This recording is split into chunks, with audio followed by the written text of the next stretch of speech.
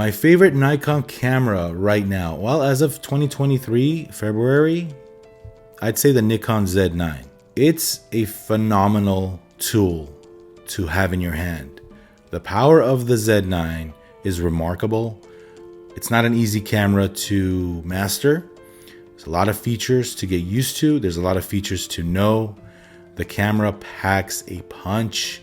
And if you know what you're doing, this is everything I've asked for and more. I've always wanted a pro body mirrorless that just basically does it all. Video, photo, this thing just does it all, guys. And yeah, it's the Nikon Z9, the Nikon Z9. I think I got it mixed up there. The Nikon Z9, yeah. My favorite Nikon right now.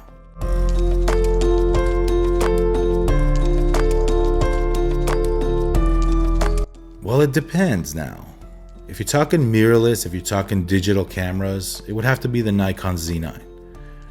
If you're talking rangefinder, it would have to be something like a Leica M9. If we're talking film cameras, if you're talking 35 millimeter, I like my Nikon F3, 6x6 or 6x7 film, 6x6. I'd say the Hasselblad. One of my top favorite cameras is the Hasselblad C500, which, you know, back in the day when I used to shoot weddings with film, I think was just a workhorse. Nothing like the Hassie. The lenses, just the way it feels, that box feel. You look down on the prism. It just, yeah. You know, I've got many choices for cameras. I've got many favorites.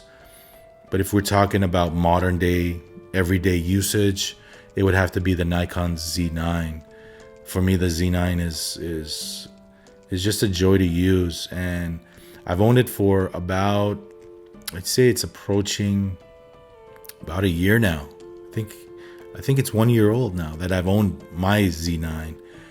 And I'm still learning it. I'm still trying to figure things out with all the many features that this camera has. And I think I just hit the tip of the iceberg. I mean, I'm really getting used to the camera and I'm really enjoying it. And yeah, my favorite camera in general, because I use it so much every day, would have to be the Nikon Z9. Yeah.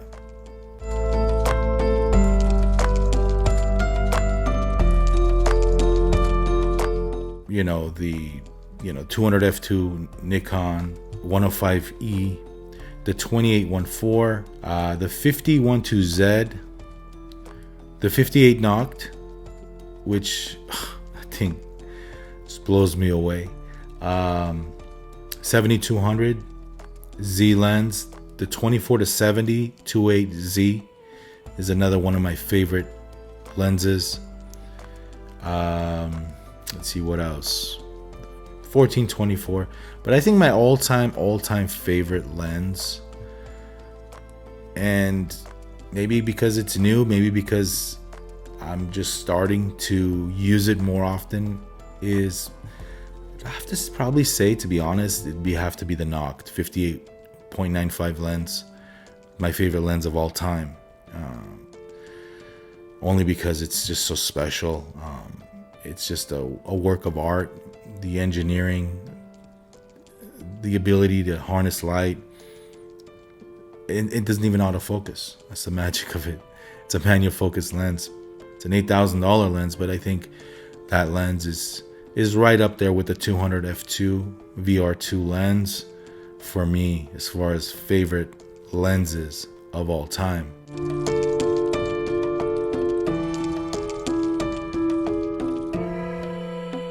Yes, it has actually. Over the past few months, I've been thinking about what am I actually doing with all this gear that I own? Do I actually use everything I own? And the answer to that question is absolutely not. Do I want to change that fact? Yes, I do. Because I see all this gear that I own. Some of it does not get used. sometimes you get new gear, you forget about the old gear that you have. You don't use it as much. Perfect example of this is the 50-1.2S Z lens. I'm not using the 50-1.8 as much now. That lens is not getting used. The 58 Noct, which I'm falling in love with. Same thing can be said about a 50-1.2. Well, it's autofocus, the 1.2 is, so I think I'll be using that lens quite often. You know, I have the 58 Noct, but different use case scenario. So, you know, 7200 Z lens, awesome lens. Do I use my 7200 VR2 f-mount lens? No, I don't. However, if I were to go out and shoot with my D3X, the 7200 VR2 would be the lens I would take. The 105E would be the lens I would take. Those lenses, those lenses I have use for 200 f2. However, when you look at the lenses I've bought in the past, when you look at those super telephoto lenses like the 600 f4, 400 2.8s and all that, how often do I shoot sports? Am I a sports photographer? Am I a wildlife or bird photographer? And the answer to that is no, I am not. So if, on occasion, if I want to go out and shoot that type of photography, do I keep these lenses around? Sure, I'm happy to own these lenses. Sure, it gives me joy to look at them, to say I'm proud owner of this lens. But, you know, recently I've been thinking that that's not good enough for me. Just having these lenses in my collection is not good enough if I'm going to sparely use this gear. So my mindset on lenses have changed. I am now thinking about keeping the gear that I use and selling off everything that I do not use. Only because it'll stop me from thinking about the gear that I have. How do I put this? Instead of thinking about gear, I want to think about my photographs, you see? So in order to do that, I don't want to think about, oh, I have a 600 f4 sitting there in the corner, but it hardly gets used. I want to think about my photographs. I want to think about what I can create instead of thinking about the gear that I own. Does that make sense?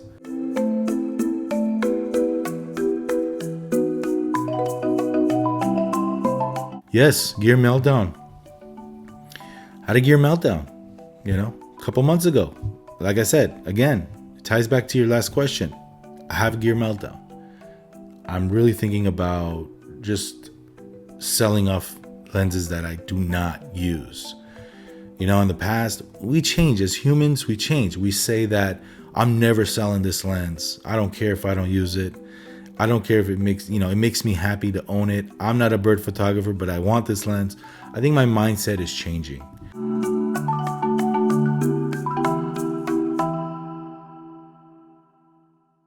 Of course, why not?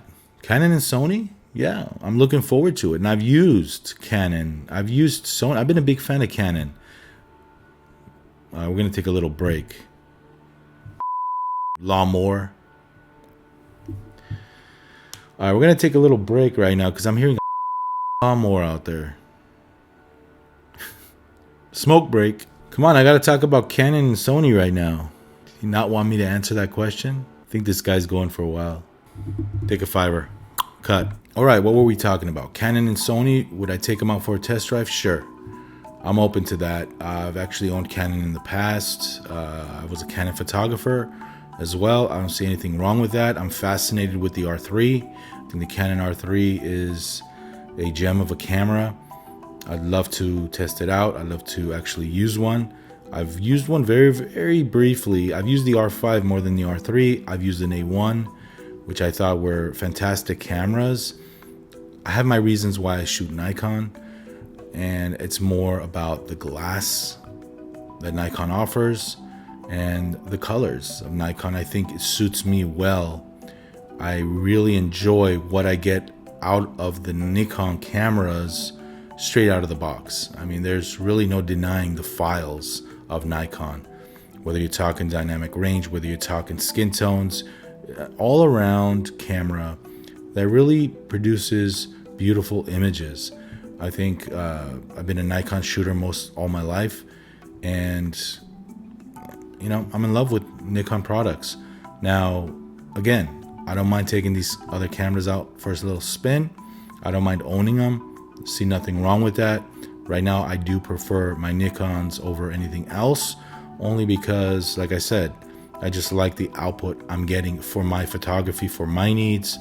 And yeah, there's no BSing. I mean, I'm a straight shooter, guys. A straight shooter. So there's no fanboyism here. There's nothing. If there's something wrong that I see Nikon is doing, I've criticized them in the past. I see nothing wrong with doing that. I think being honest and open with your thoughts and your point of view is very important, especially when you're giving advice on YouTube, especially when I'm pointing people to a direction where, I'm confident about what I'm saying. If there's a question that somebody asks me about a particular item, if I haven't used it yet, I will not comment on that item.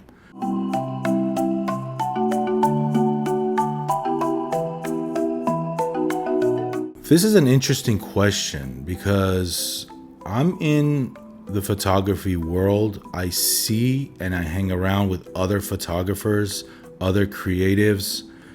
I associate myself with them. I know the music world as well. And I know that in the music world, you deal with a lot of egos, especially artists and musicians. But the photography world is a whole different animal. You see, in the music world, we tend not to fight about gear. We tend to fight about music and talent and chops when it comes to, playing guitar, playing drums. It's all about, this guy sucks. He doesn't have the chops. It's not all about, he's playing DW drums, or he's playing Tama, or he's using Zildjian cymbals, or Gibson guitars, or, it's not about that. But I see in the photography world, the fight is about gear mostly, and we neglect the fact to look at, we forget the fact to look at people's work and see what they're producing. In the music industry, I think it's the opposite. I think people look at the work and what you're producing as far as your music versus what guitar you used or, whatnot. So photography world is different. And also you got a lot of egos in the photography world. If you're an established photographer, when I was growing up, all the established, well-known, amazing photographers would not want to help the smaller guys out. And there was a lot of egos there. So I told myself, if I ever make it in this industry, I'd want to help others out. I don't want to be that guy, that guy that does not respond to emails, that guy that does not want to help, because I know how it feels to be left out in the cold. So a lot of egos in photography, and it's all good though. It's fun.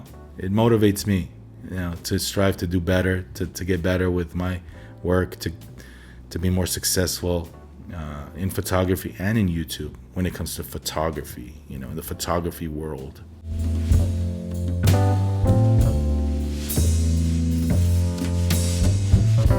People in the industry, as far as YouTube goes, I've learned a lot from doing this for 2.5 years, and some good and some bad.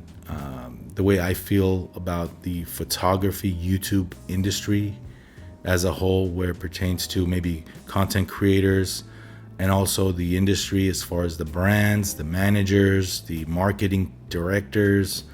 I've learned a lot, and again, some good and some bad. And I think that to break into this industry, you really have to do a lot of butt kissing, which I really don't do. It's just not my thing. I don't really like to cater to somebody's requests just to get on their good side. That's not me.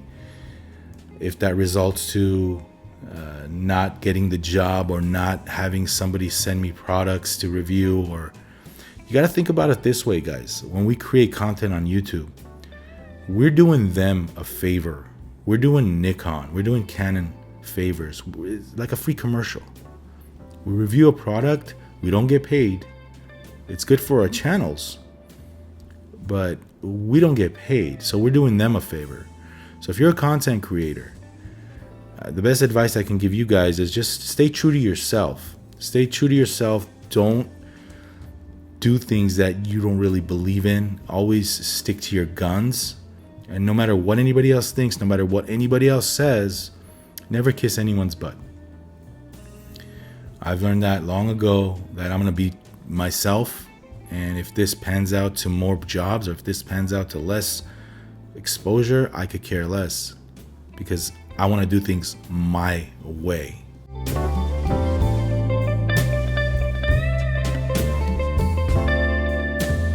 Exactly. Freedom to express how I feel. That's one good thing about not being an ambassador or not being tied into one brand, is you can have the freedom to say whatever you want, because I want to say it like it is. I don't want to sugarcoat anything, guys. Some people might think of that as, some people might take it the wrong way, especially when people are really committed to the brand. Viewers on YouTube that are really committed to, let's say, Nikon, and they hear you talking in a negative light towards something, you might get some backlash, or the people at Nikon might not appreciate that as much. But I can care less, because I want to be true to myself. I want to have the freedom to express what I feel about, let's say, a camera or a lens, because I don't sugarcoat anything. I do not, that's not what I'm all about, I like to give it to you direct. I like to give it to you straight, and you might not agree with me all the time. People might not agree with what I have to say, but that's my opinion. And you'll always hear straight answers from me. I have an issue with the marketing team. The way things sometimes are marketed with Nikon. And I'll say it. I'll say it. Freedom to express yourself in any way you want. I think that's the best thing. And just be yourself. I think that being myself, being true to myself, is really one of my strong points. And honestly, I just don't give honestly I just don't give I care about the viewer. I want the viewer to experience what I feel about a certain product. If this lens does not work for this viewer, I will straight out tell him, you know what, I don't think you should buy this lens because it's not for you. I think this lens is better than that one, and it costs half the price, for example, right? I don't have any skin in the game. I don't have any stocks. I'm not making money from these manufacturers. And, I think being honest with yourself and being, having that ability to just have that freedom is priceless. And I love it. It makes me feel good. And it just keeping it honest, just keeping it real, and just being yourself. That's a gold mine right there. So I love it.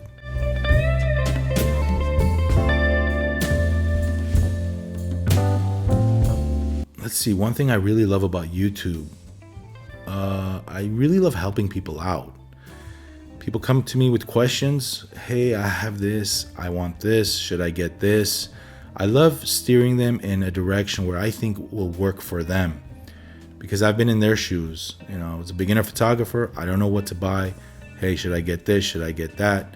I love helping people out. They have questions about lighting. They have questions about getting jobs. Whatever it is, I love it. That's one thing I really like about this YouTube thing. I really like inspiring others. I like getting inspired from other videos that I watch. And the major thing about making videos, the major thing that I love about making videos is just the fact that I can help somebody, and it makes me feel good that I've helped this person achieve something that they really love. Countless times people come back to me and say, thank you for your review. It really helped me out, and I'm so glad I bought this lens because of your review. And thank you for keeping it honest. And I just love the feedback I get, where when people say, I really like your content, it's helped me out and it's made me decide on what to do. And even the negative comments, I love those too, because some of the comments that people leave, they really stop and make you think that, hey, maybe you're doing this wrong. Maybe you should adjust whatever you're doing. And it helps both ways. I take every comment into consideration. And again, even the negative comments, I like to take the positive from the negative and really apply it to future videos. And if there's something that I need adjustment with, adjusting in future releases, I take everything into consideration. So thank you. That's one thing I really love about the YouTube space.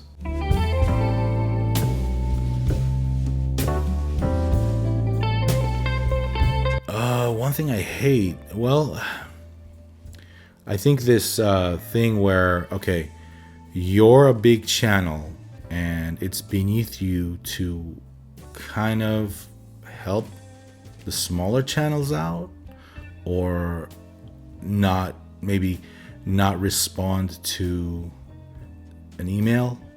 It takes 2 seconds. That really gets to me. One thing I hate about YouTube is I guess going back to your previous question, egos. People tend to have this holier than thou attitude on YouTube where, well, I'm not going to be, associated with you because you do this or you do that, or you're controversial or you're this or that. That's what I hate. That's what I hate. Another thing I hate, like I said, is you email somebody and they don't even have the courtesy to respond to you. It takes 2 damn seconds. And I've learned a lot. I've learned a lot about who people are in this industry. There's a lot of fakeness going on where people, they really give the image out that they really want to help people, but they really don't. And proof is in the pudding, So that's one thing I hate. The egos, just people that really think that they're above everybody else, is really disheartening. And you want to, I had this instance where I've called out a few prominent YouTubers on my past videos, and they had issues with that. And hey, I don't want to associate myself with a certain YouTuber because he's controversial. You know what? That's one thing that I really don't like. And if you're gonna do it that way, then when you call somebody out, when you call another YouTuber out, when I do it, it's justified. I don't just out of the blue say, hey, I hate some so-and-so, this guy sucks. Well, why? Why are you saying that? Why are you saying that Jared Polin or Northrop is spreading misinformation about the Nikon Z9, right? Well, this is why I think that this is wrong, and this is why I'm calling these people out. Well, you should not call people out. This is not a good look, this and that. And I've had people tell me, hey, your channel will grow faster if you don't do certain things like this. Well, you know what? It's not all about that for me. Stay true to yourself. It's not all about that. For me, that's one thing that really leaves a bad taste in my mouth. If you understood why I call this person out, maybe you would understand, hey, you know what? Maybe he's right. And I will continue to do this because I think that a lot of people watch these videos, especially the beginners, they might be misguided on a Nikon camera or a Canon camera. I think if you state why this is not true with facts, maybe it's okay to do that. But to totally say, hey, it's not a good look for my channel, I'm not going to associate with this guy because of this, anda la mierda.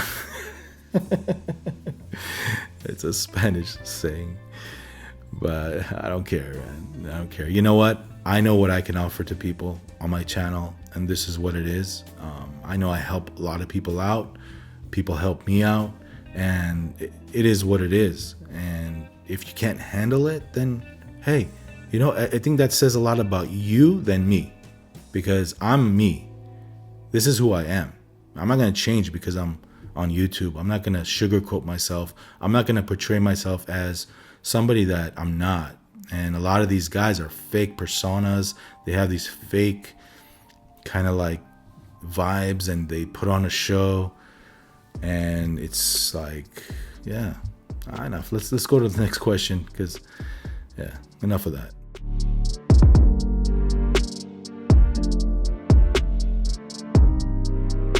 My thoughts on that lens? Well, I can't wait for that lens to be released. I'm very excited for the 85-12Z lens. I can't wait to get my hands on that lens. It's right up my alley. And yeah, it's like I said, it's right up my alley. That lens is everything that I want, just like the Z9 is. That lens is my bread and butter. So excited for that lens. I can't wait to own that lens, to review it, to take portraits with it, and just to really get to know that lens. So that's one release that I'm very, very excited about. It's right up my alley.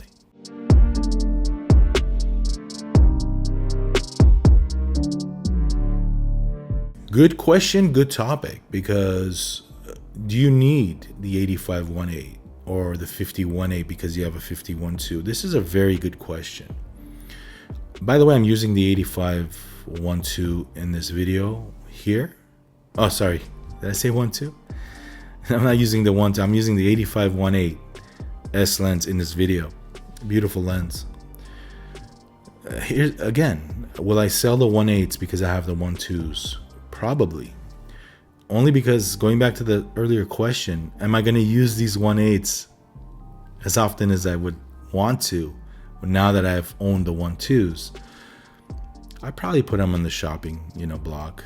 I'll put them up for sale, because let somebody else enjoy them. Let somebody else. I'll probably sell it for a good price, and there's no use in holding on to something that you don't use that often. And I don't mind the size and weight of the 85-1.2. Don't mind it at all.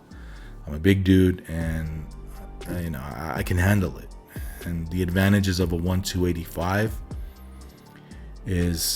speaks volumes to me, and I want that lens. So will I sell the 1.8s? Probably.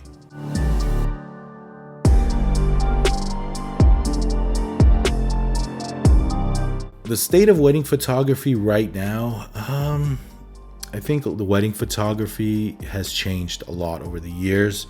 I think right now it's all about social media and what people can flash in front of your eyes, more so about the composition and the work and the storytelling. When you look at Instagram stories and a photographer's flashing a million pictures in 10 seconds with the music and all that, I think we are moving towards less artistic composition, quality of work, and more about flash and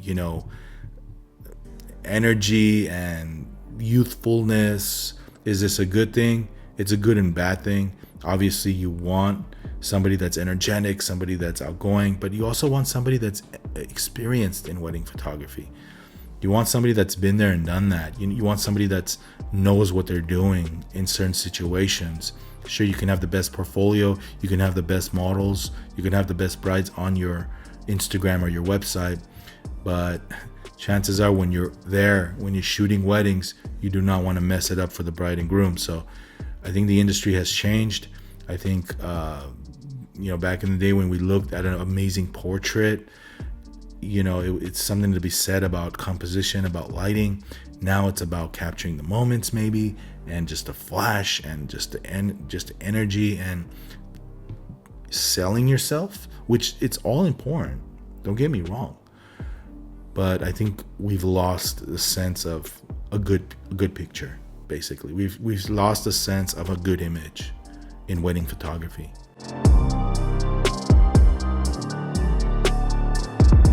I think you certainly have to adapt to the trends, because you'll be left behind. I think, as you get older in weddings, your clients get younger, right? You're getting older, your clients are getting younger. So they're looking for somebody that's within their age group. They see an older man or a woman. They think they're kind of out of touch with what they're looking for. And this day and age with Instagram, like I said, with social media, people are looking for that flash. They're not necessarily knowing what a good picture really is or what capturing the moments really means. So I think when clients get younger and younger and you get older and older, there's a little you're out of touch with reality sometimes, and you don't really connect with the client because the age gap widens and widens because the couples are getting younger and you're getting older. So yeah, I think you have to adapt. You have to really see, okay, do I want to do this social media thing, or do I want to do hybrid shooting? Do I want to include video in my work? Do I want to just adjust my portfolio? Do I want to actually do wedding photography anymore? Do I want to move on to something else? Because I see a lot of masters in photography and they're kind of being left behind because of the new generation. There's always new photographers out. If you look at your market, I see photographers in my market, which is like, I always see photographers and say, oh, who's this? I never heard of this guy or this gal. I never seen this work. It's pretty good work here.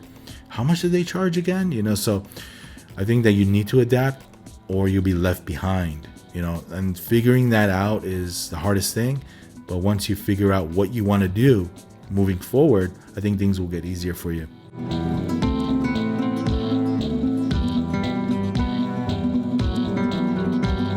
Sometimes it's good to be lucky at the right place at the right time than be good, because there's been instances where, celebrity photo shoot, whatnot. I live really close to Hollywood, and it's a celebrity playground over here, right? But I see people taking pictures of these models, celebrities, people that I would love to have an opportunity to photograph. But I see them having that opportunity, and I say, I could have done things a little different, and why didn't they do this? I would have done this with this celebrity. I would have done that. You can be good, you can be great photographer, but you gotta kind of have to be at the right place at the right time. You have to be lucky in this industry. You have to post and hopefully people will see your work. And it's not only about good work, it's about being trustworthy. Do they trust you? Who are you? Your background. Are you a flake? Are you good to work with? Are you a cool person? So if you could have some luck on your side, right? And if you could have, if you could be at the right place at the right time and be good at the same time, then you got all three, and there's no stopping you. But sometimes us photographers, we're great at what we do, but we just don't have these opportunities. People don't know about us. So keep that in mind.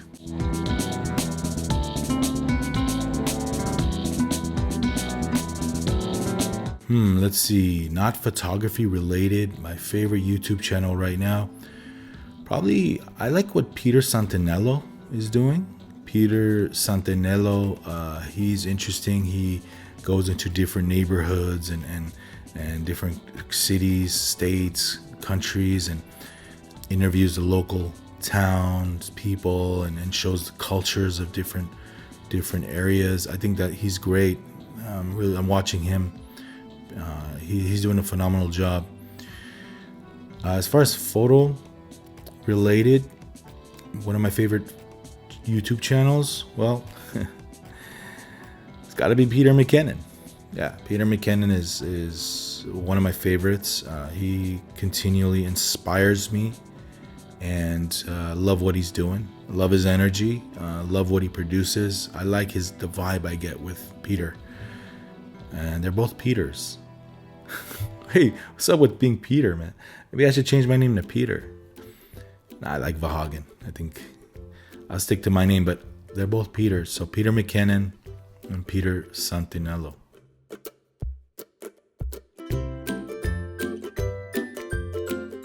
Favorite Nikon channel? Let's see. Nikon centric. Probably Grays of Westminster. I really like what they're doing because I feel like a sense of community there with the chemistry of Becky and Khan. I think they're amazing. What they're doing, they have a constant stream of videos, and I like the fact that they are very consistent. You know what you're gonna get on a Friday morning. Well, Friday for me. You know what you're gonna get, midweek, and they have constant news. They have constant, live streams, and I like the whole community sense there. Yes, they're Nikon centric. You asked me about Nikon. I like what Becky brings to the table. I think she's very energetic and charismatic. Khan is, upbeat, and he's got a different approach to things sometimes. And I like their chemistry. So yeah, I like what they're doing, over there. Hello, Becky and Khan.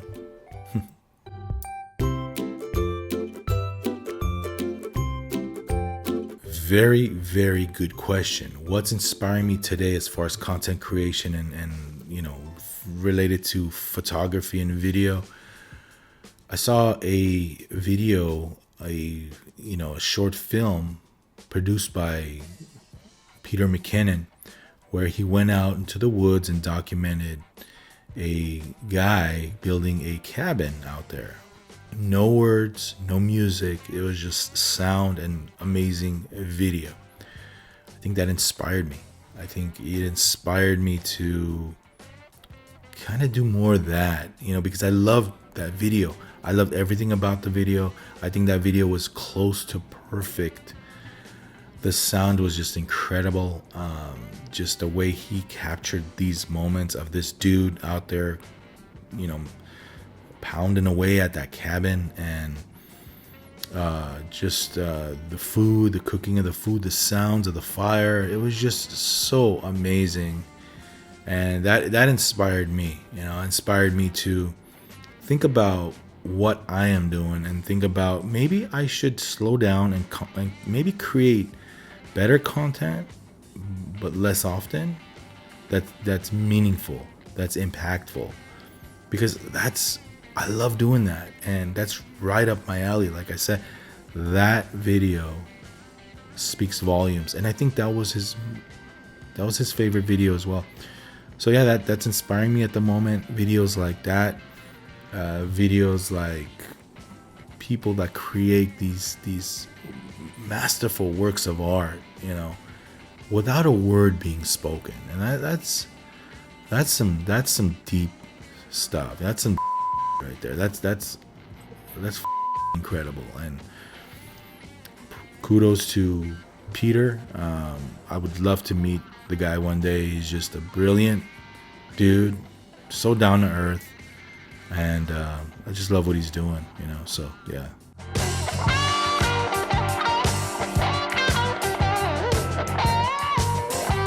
There's a lot of things next for me. First of all, I am in the process of going back to this right here. Most of you know that 2022 was a rough year for me, and I used to be, involved in keeping up with the fitness and eating healthy, and 2022 was rough. So going back to my ideal weight and being in shape is what I'm currently battling with. I think 2023, beginning of this year, was off to a really rough start, and now I'm really starting to just cut out all the BS from my life and just concentrating on things that matter to me the most, and things that I've neglected over the years, things that I thought were important in the past that are really not important in my life. I'm just cutting that out and just being a good family man, being a good professional in my community, just trying to be the best person that I can be. And I think that it comes, first of all, you have to like who you are. You have to feel good in order to achieve that level of just happiness in your life. And you need to change. Without change, you will not see results. So if you keep doing the same things, you're going to get the same results. So there's been a lot of drastic changes in the beginning of this year. And that's really what's next, is just trying to just get to that level again of my health and my fitness. As far as the YouTube channel goes, like I said, something that's meaningful, something that can help people out in this space. I want to help others. This is why I started Vahagraphy. This is why I'm doing this. This is why I have the camera on right now. I want to inspire others to do better, just to grow, to learn, and this will help me learn a few things as well, because I'm an open book. I love to learn. I learn all the time watching other creatives do their thing, and I'm all welcome for that. No egos here. And I love picking the brains of other like-minded professionals with my Vahagraphy talk shows, which I love doing. More on that in the future. So what's next? Yeah, so we've got Vahagraphy talks. We got just videos that matter, that will matter. Hopefully that will matter to people, and just really enjoying what I'm doing. I come to the point in my life where I actually want to enjoy the process. It's not all about putting out a video, and I want to put out a video every day, and I have to get to the news, and I have to tell you guys about the latest, greatest Nikon. I want the clicks, this and that. No, like in the past, I wanted to be quick with the news. I wanted to be first, this and that. I wanted to, get the news out. Everybody's talking about this lens. I have to talk about that. No more. There's plenty of YouTube channels that you can get your latest Nikon news from. There's plenty of websites. I feel like my time is better spent helping others, creating content that will really make a difference. Sure, if there's something that I'm excited about, a news piece that I really want to share my opinion and my thoughts on, I will make that video, but less often than before. Before I was just all over the place. So there's a lot of good things that are coming up on this channel. I just wanted to, just tell you guys that stick around, because there's going to be some really cool things. There's going to be some really cool people, some really cool collaborations on Vahagraphy, and the future is bright, and I'm feeling great. Once I get into shape, once I just feel like myself, things are just going to just turn out, and we're going to rock and roll here. We're going to rock. We're gonna add music to this channel. We're gonna add, we're gonna do concert photography. We're gonna go out and shoot events. We're gonna do portraits. We're gonna do models. We're gonna shoot with flashes, with light, with all kinds of lenses, on location, exotic locations. I have a lot of ideas. I have a lot of people that I will collaborate with. You do not want to miss what's going on Vahagraphy. So if you haven't subscribed yet to Vahagraphy, go ahead and do so. Subscribe to my channel, and like this video, and we'll catch you guys on a future video. Again, thank you for watching. I loved answering these questions, 20 questions, and I had fun, so we'll catch you on a future video. Thank you guys for watching. It really means a lot to me. Good content on the way. We're gonna rock and roll. We are gonna rock and roll. All right, stay tuned. Let's go rock and roll.